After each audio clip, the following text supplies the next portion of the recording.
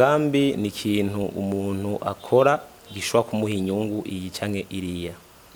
Imbere yuko ukora umugambi nuko uba uri umuntu kwanza ubwa mbere ubuzi kuyaga n'abantu. Umaze kuba creative, igikurikira utegerezwa kuba uri umuntu ufite patience.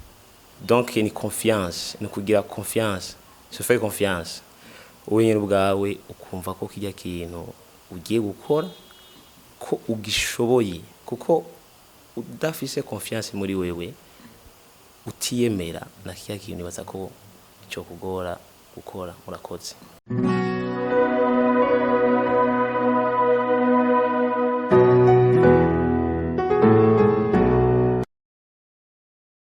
Yes, reka tubaramutse inshuti bakunzi ba Peace International TV, tubahe ikaze muri kino kiganiro kindi twabateguriye. Murazi ko tubategurira ibiganiro byiza kandi ibiganiro bibashimisha. Reka dushimire abantu mwese mudukurikirana, abari mu gihugu n'abari hanze y'igihugu. Mbere tubahe ikaze, tunabaramutse, tubahe ikaze muri kino kiganiro. Kuri microphone muri kumwe na Pacifique Nduwimana, cameraman ni Papitex. Hanyuma kandi murabona ku ruhande rwanje ko dufise umutumire mwiza, umuntu afise fresheri nyinshi gose.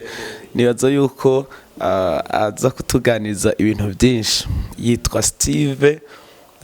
Reka tumikaze muri PITV. Murakoze cyane. Kandi turabaramukije, turabaha ikaze, muraho murakomeye. Yego turakomeye namwe. Natwe turaho turashima Imana. Murakoze cyane. Nk'abandonge akaje kukuramutsa abakuzi ba PITV, Peace International TV. Murakoze cyane. Murabona ko ari umusore afise iswaga nyinshi gose, nibaza ko cameraman ariko aramwerekana. Uraberewe. Murakoze cyane namwe muraberewe. Turabaye rero ikaze muri kino kiganiro. Tugiye kuganira ku byerekeranye n'imigambi. Migambi murazi yuko mu gihugu cy'u Burundi imigambi iri kwiraza imbere, na cyane mu gwaruka. Imigambi ni ikintu gikomeye cyane, mbere barabishize no mu mashure.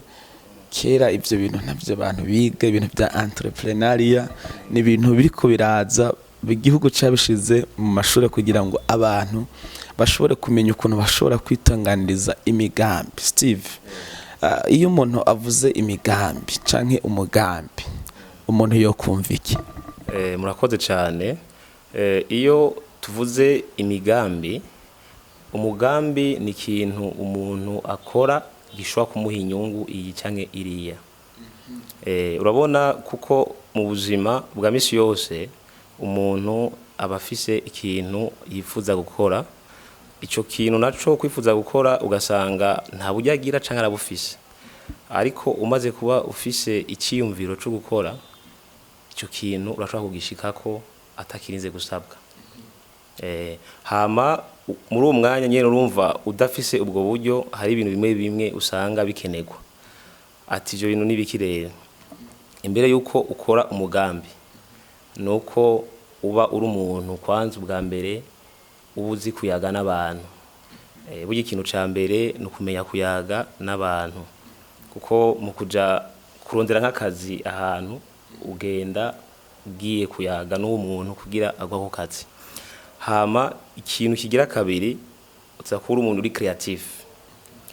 Maze kuba uri creative ni ukuvuga urakrea, urategura nk'ikintu, wamara kugitegura ukaca ugishira mu ngiro. Numva ntushobora gushira ikintu mu ngiro utateguye. Hama umaze kuba creative, igikurikira utegerezwa kuba uri umuntu ufite patience. Uzi kurindira, kurashobora kugenda gusaba nk'akazi nk'ahantu cyangwa umugambi ugiye utangure bahubye ati rindira, cyangwa bawukora ntibaguhembe, baba bataguhevye kuca urindiye. Icyo kintu rero kijanye no kurindira naco nyene ni kalite imwe mu makalite umuntu ategerezwa kuba afise ataratangura gukora nyamugambi. Hama ikintu kigira kane kica gikurikira ngaho, donc ni confiance, ni kugira confiance, se faire confiance. Wenyine ubwawe ukumva ko kijya kintu ugiye gukora ko ugishoboye, kuko udafise confiance muri wewe utiyemera na kiya kintu nibaza ko cyo kugora gukora. Murakoze. Mbega nyene tukiri ngaho nyene ku mugambi ati ngo na mariage n'umugambi mariage je sinzi kuko sino kwita ko mariage ari umugambi kubera ni ikintu kitaguha inyungu. Bwa mbere ngitangura navuze ati umugambi ni ikintu ukora kikaguha inyungu mu nyuma. Ariko rero mariage sinibaza ko ari umugambi kabisa. None abana si inyungu za mariage. Biragoye kabisa. Sinzi biravana, hari umuntu usanga wewe bavuga ati reka investise mu bana kuko n'abana nabo nyene bazogutuga mu myaka iri imbere ugeze mu zabukuru, kacha investisa mu bana ukabavyara nka 5-10 hazovamo umwe abe docteur cyangwa abe engineer zakazogufasha. Okay, turiko turaganira kumbure ku migambi, nibaza yuko umuntu wese ariko aratukurikirana atahura umugambi carico. Ni ikintu umuntu ashobora gukora kikamuzanira inyungu. Nico kumbure twokwita umugambi. Hanyuma rero turiko turegera imbere, mbega umugambi, abantu benshi, hari abantu usanga bafise imigambi, ni gute boyishira mu ngiro? Ni gute iyo migambi boyishira na application? Murakoze cyane. Ico kibazo umbajije ati ni gute umuntu yoshira iyo migambi mu ngiro. Kugira ushire mu ngiro, tugarutse inyuma kuri bimwe navuga, ni ibintu bidasaba amafaranga. Bijya ni ibintu bidasaba uburyo, ni ibintu ubusanzwe ufise muri kamere kiwawe. Hama umaze kuba ufise bijya gushika ku byo bindi kugira udemare projet. Kudemara projet burya rero si cyoroshe naco nyene. Kuko kudemara projet benshi bikunda kubananira bageze ahantu batangurira, kuko nk'umuntu agwaye projet ati bandaniriza ngaha birakorohera. Ariko gutangura rero muravuga ati none ko bisa amahera make gabasha ubwo kwino ushobora gutangura umugambi kwera ukaja mu ngiro. Burya rero ndababwire mu gutangura umugambi nibisaba uburyo bwinshi. Nibisaba uburyo bwinshi. Ikintu ca mbere bisaba ni ngaha mu mutwe.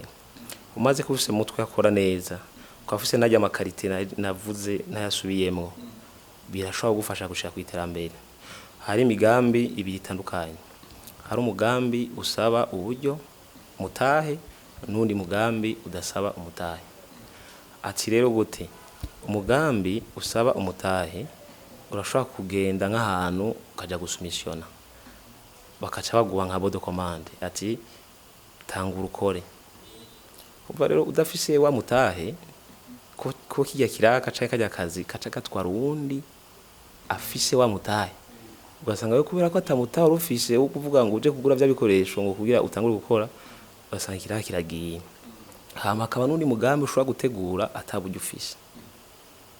Umugambi rero utegura atabujye ufise, hariho nk'abantu bagwiza atunga benshi akugira ati burya nkeneye gukora ibi nibi, ukaca umufasha ivyumviro. Tibya vyumviro rero umufashije nta n'umugambi. Umva nta investisi mushiramo wewe, bafise nyene vyo we akakuzana nyene umufashe gushika kuvyo akeneye. Murakoze cyane.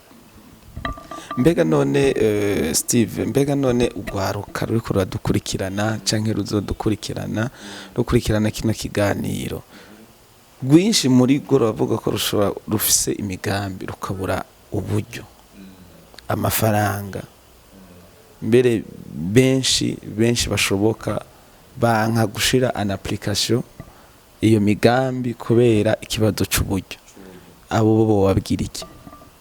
Jewe abantu bipfuza gukora imigambi ataburyo bafise, ariko ufise talent, ufise ikintu Imana yaguhaye muri wewe, ico kintu ushobora kugishira habona atabwo bufise. Urashobora gukora ikintu ukagishira habona, kuko imbere yuko bakumenya nuko baza kwigaragaza.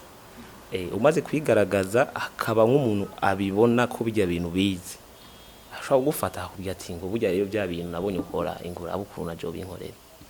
Umaze kwimukora ukayimukorera neza, yamara kukwizera basi kutangurira ngaho rero mutahe wakashukwa buronse. Ego rero mpanura abajene bose bafise talent, umuntu wese afise ikintu Imana yamuremanye, afise ikintu yize ariko ataburyo agira, ko benshi ndazi ko mutinya uburyo, ndazi ko benshi mvuga ati none je no tangura hehe ko atanakaze mfise ngo nkore umutahe, ariko ufise icyo Imana yakuremanye, ufise talent, ingabirano, ushobora gushika kure cyane. Ego urashobora gushika kure ufise talent Imana yaguhaye. Aha tuko rero turagana kumbure ku musozo wa kino kiganiro. Mbega mu Burundi twovuga ko nk'ubukene bwoba buri mu bajene, bwoba buri mu bantu, bwoba buvana n'ukuntu badashobora kwiyumvira kugira imigambi. Sinibaze icyo kibazo mbajije, sinzi ko ubukene buri mu basore, mu bajene, kubera atagukora imigambi. Hari nk'abashobora kugira nyamigambi ugasanga ntayo bashikanye bivanye n'ahantu yagiye gutegura nyamugambi, ugasanga umugambi urawukoze ariko ugasanga ntacukumariye bivanye n'ubukene buri mu bantu. Ko ubukene ntiburi mu basore gusa, ntiburi mu bajene gusa, buri no mu bapapa, mu bamama. Umva rero mu mwanya atamahera hari mu gihugu canke atamafaranga ari mu bantu, niyo migambi ashobora kuyikora ugasanga ntiguhaye inyungu wari wifuje. Ego rero nibaza ko ubukene budategwa n'ubube gito bw'abajene, no oya, sinibaza ko ari ico vraiment. Ego aha niki kumbure twobwira abantu tuko turarangiza, abantu babagwiza tunga bafise uburyo, mugabo urashobora kugira uburyo ukabura imigambi. Mbega abantu bafise imigambi n'abafise uburyo ubona bokorana gute kugira ngo igihugu gitere imbere? Okay, murakoze cyane. Abafise imigambi hamwe n'abafise uburyo kugira igihugu gitere imbere nuko twobanza ko tugakunda ivyacu, kuko abagwiza tunga benshi hano mu gihugu iwacu usanga batemera abarundi ko bazi gukora ibintu vyiza, bakaca bazana abanyamahanga kugira baze gukora vya bintu, ugasanga nga mu Burundi hari abandi babishoboye ariko akavuga ati burya abarundi ntavyo bazi, agafata nk'umuntu akuye nko muri Kenya, muri Afrika y'Epfo, ati inkore ibintu nyabona. Ugasanga ahantu mu Burundi nyene hari abandi bo bikora neza gusumba vya bindi. Rero je no hanura abagwiza tunga bafise imitahe yabo ko botwizera, batwizere, baduhubuzi dukore turabukuru tukwibeshaho, batwizere turabizi. Hama nkabamanura kandi nabo bantu bakora ivyo bintu, donc abadafise umutahe ariko bakaba bafise umwuga, kuko nk'umuntu amaze kugwa imiliyoni nka 50 iyo canke 100 ati nkorera ibintu, ukaca umuhangika bica bigaruka hahandi nyene akaza gutura abanyamahanga kubera azi ko abarundi bahangika. Nuko rero no hanura abadafise imitahe yabo kugira confiance, babe fidèle. Hama abafise imitahe nabo nyene batwizeye, abadukorana. Okay, reka rero tubashimire mwese mwariko baradukurikirana muri kino kiganiro. Murumva yuko bishoboka yuko igihugu bishoboka ko wewe utera imbere ugira umugambi, hako ubura uburyo ugira umugambi. Donc hagati y'ivyo bintu bibiri ntubure na kimwe. Oya, ubuze byose byo bihanga. Ubuze uburyo ukabura n'umugambi, wopfuma je nibaza ko wopfuma ubura ubwo buryo ariko kagira imigambi. Kuko umaze kufisa umugambi uburyo unaburondera mu zindi nzira ukaburonka, hama wa mugambi wawe ukaja mu ngira. Yego nuko rero reka tubashimire mwariko muradukurikirana. Twari kumwe na Steve niwe ariko aradufasha mu gusigurira abantu ivyerekeranye n'imigambi. Twizere yuko ikiganiro nukibona kizogira intambwe kigutejeje mu buzima. Tubashimire, mwakoze kubana natwe, nibaza ko tuzosubira mu kindi kiganiro. Reka tuvuge ngo ciao ciao.